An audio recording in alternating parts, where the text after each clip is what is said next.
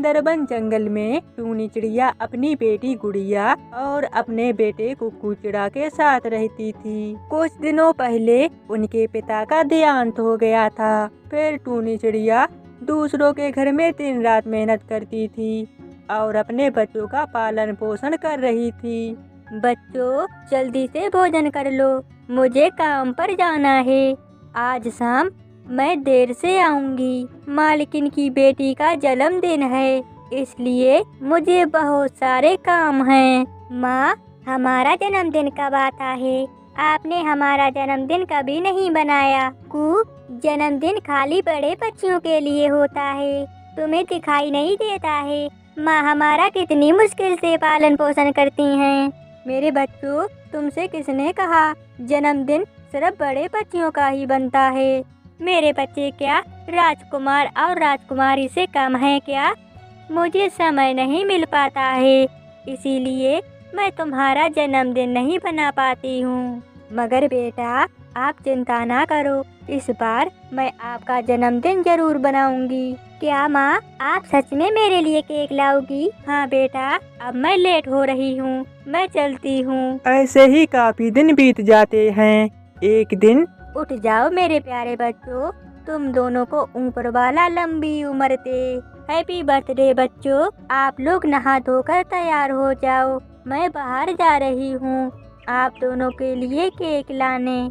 टूनी चिड़िया शहर की ओर केक लेने चली जाती है और कुछ देर में टूनी चिड़िया केक लेकर लौट रही थी। तभी उसे रास्ते में बहुत तेजी से प्यास लगती है। वो पानी पीने के लिए नदी के किनारे रुक जाती है। तभी उसे एक जहरीला सांप काट लेता है। टूनी चिड़िया दर्द के मारे वहाँ पर छटपटाने लगती है। तभी वहाँ पर एक जादूगर को टूनी चिड़िया पर दया आ जाती है।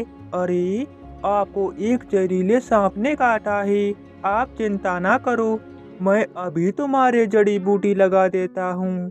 जादूगर जी, आप मेरी एक मदद कर दीजिएगा। आप वादा करो कि मेरे मरने के बाद मेरे बच्चों का ख्याल रखोगे। प्लीज जादूगर जी, इनकार मत करना, मेरे बच्चे अभी बहुत छोटे हैं। मैं आपसे वादा करता हूँ कि तुम्हारे दोनों बच्चों का ख्याल रखूंगा। आप चिंता ना करो, तुम ठीक हो जाओगी। आज मेरी बेटी का जन्मदिन है, ये केक उसे दे दीजिएगा। चिड़िया इतनी बात कहती है, तभी उसकी सांस रुक जाती है और उसका देहांत हो जाता है और वो जादूगर चिड़िया के घर पहुंच जाता है। जादूगर को देखकर दोनों बच्चे चौंक जाते हैं। बच्चों, मैं एक जादूगर हूँ। तुम्हारी माँ ने तुम्हारी सहायता करने के लिए मुझे भेजा है। तुम दोनों बहुत ही खुशकिस्मत वाले हो कि तुम्हें टुनटुनी जैसी माँ मिली। मगर अफसोस, अब वो इस दुनिया में नहीं रही। फिर जादूगर चिड़िया के साथ जो भी घटना घटी हुई थी, वो सारी घटना उन बच्चों को बता देता है। फिर वो बच्चे जादूगर की बात सुनकर बहुत तेजी से रोने लगते हैं। अब तो हम अनाथ हो गए हैं, इस दुनिया में मेरा कोई भी नहीं है। माँ, आप मुझे क्यों छोड़कर चली गईं? बेटी, ये तो विधि का विधान है। जो भी जन्म लेता है उसकी मृत्यु निश्चित है। अब आप शांत हो जाओ। ये देखो, तुम्हारी माँ ने तुम्हारे लिए केक भेजा है। मुझे नहीं चाहिए केक, इसी के कारण मेरी माँ मुझे छोड़कर चली गई। अगर वो केक लेने नहीं जाती तो ये सारी घटना उनके साथ नहीं होती और वो मेरे साथ होती।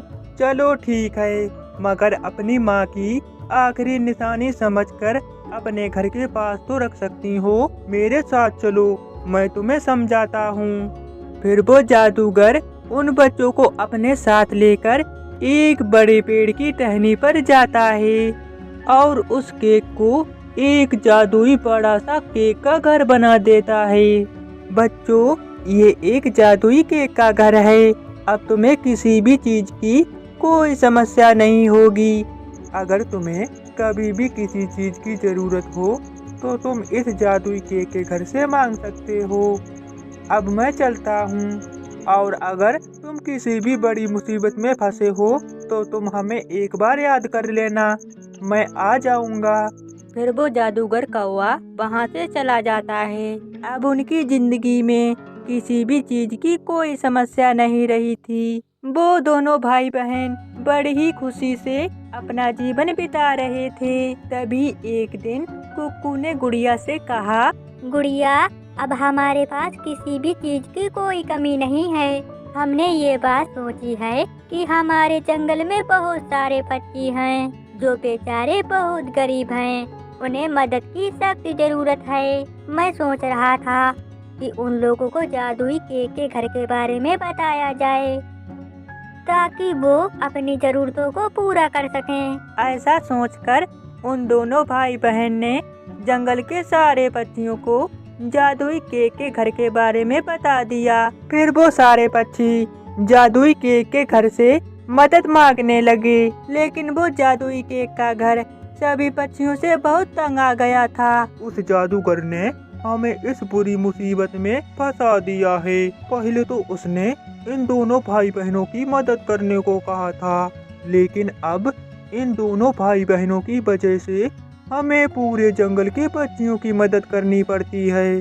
जब देखो ये लोग हमें परेशान करते रहते हैं। मुझे कुछ करना पड़ेगा जिससे ये लोग हमारे पास आने की हिम्मत ना करें। अब जो भी पक्षी उस जादुई केक के घर से मदद मांगने गया, वो जादुई केक का घर उन पक्षियों पर अत्याचार करने लगा था। वो जादुई केक का घर किसी पक्षी को पेड़ पर उल्टा टांग देता और किसी पक्षी को हवा में ऊपर उछाल देता। इन सब घटनाओं से सारे पक्षी बहुत परेशान होते हैं। फिर वो सारे पक्षी गुड़िया और कुक्कू को सारी बात बताते हैं।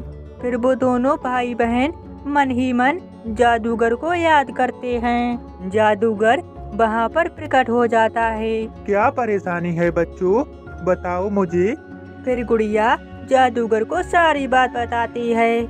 आपके जंगल के सारे पक्षी उस जादुई केक के घर पर निर्भर हो गए थे, इसीलिए उस जादुई केक के घर ने आपके साथ ऐसा व्यवहार किया। अब आप लोग अपनी मेहनत से ही अपना गुजारा करो। इतनी बात कहकर जादूगर वहाँ से चला जाता है। उस दिन से सभी पक्षी मेहनत करके अपना गुजारा करने लगे थे।